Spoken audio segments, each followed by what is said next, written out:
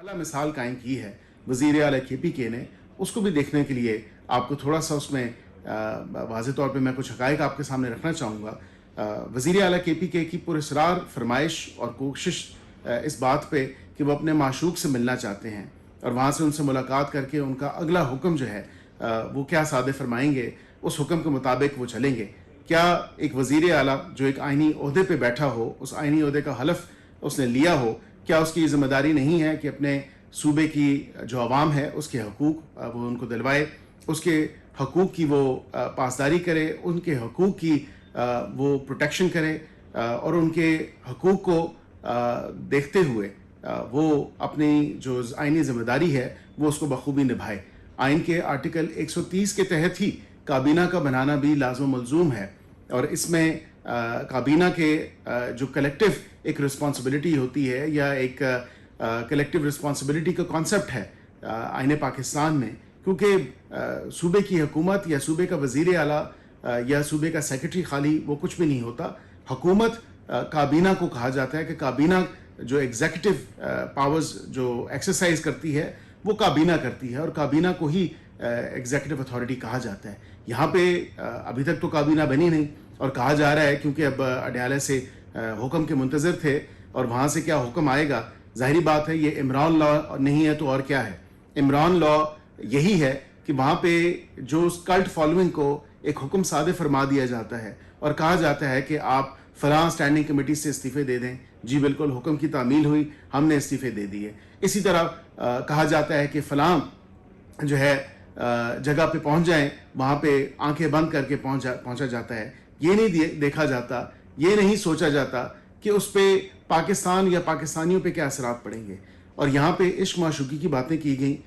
Parliament کے اندر، کہا گیا کہ جی میں عاشق ہوں اور میرا معشوق جو ہے وہ کہیں اور ہے۔ ظاہری بات ہے، میں تو پہلے ہی آپ کو اگر یاد ہو تو اس کا ذکر کر چکا تھا کہ یہ ایسا لا علاج مرض ہے، یہ ایک ایسا لا علاج عشق ہے، مجھے تو اس کی واقعتاً سمجھ نہیں آتی، کیونکہ اس کو سادہ الفاظ میں آپ اس کو یا تو اسٹاک ہوم سنڈروم، جس کا میں نے پہلے بھی ذکر کیا، یا آپ اس کو کلٹ فالوئنگ کہیں گے سادہ زبان میں۔ ان دو الفاظ کے علاوہ اور کوئی ایکسپلینیشن یا کوئی وضاحت موجود نہیں ہے۔ اب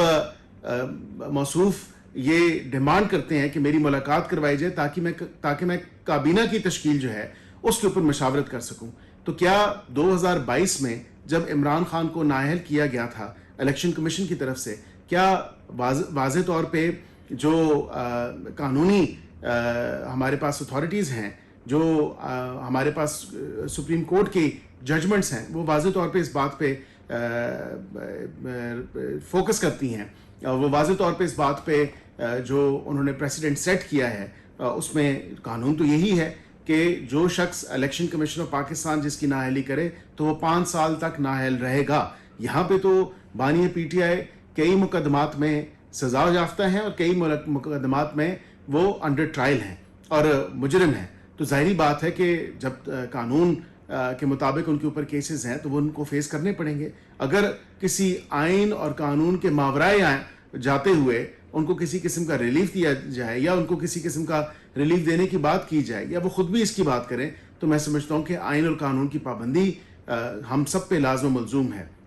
اور اسی حوالے سے اب وزیر اعلیٰ کی جو ڈیمانڈ ہے یہ بالکل انجسٹیفائڈ ہے، یہ انکانسٹیٹیوشنل ہے اور یہ آؤٹ رائٹلی انلیگل ہے۔ عمران لا جس کا ذکر میں نے آپ سے بھی کیا، عمران لا کیا ہے؟ عمران لا یہی ہے جب کہا جاتا ہے کہ فلاں کمیٹی سے آپ استعفیٰ دے دیں تو آنکھیں بند کر کے اس حکم کو مانتے ہوئے استعفیٰ دے دیا جاتا ہے، فلاں الیکشن کنٹیسٹ نہیں کرنا تو حکم مانتے ہوئے ان آنکھوں کو بند کرتے ہوئے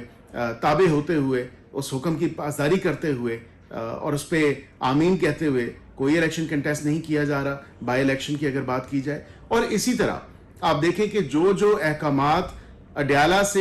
صادر فرمائے گئے وہی احکامات اس پارٹی کے لوگوں نے آنکھیں بند کر کے، بالکل نہ اپنی کوئی مائنڈ کی اپلیکیبلٹی ہے، نہ اپنے ذہن سے کچھ سوچنا ہے۔ ظاہری بات ہے اللہ تعالیٰ نے ہم سب کو یہ صلاحیت دی ہے کہ ہم اشرف المخلوقات ہیں اور ہمیں اپنے ذہن سے بھی سوچنا چاہیے کیا صحیح ہے کیا غلط ہے، لیکن یہاں پہ آنکھیں بند کر کے جو حکم اڈیالہ سے صادر فرمایا جاتا ہے وہ اس حکم پہ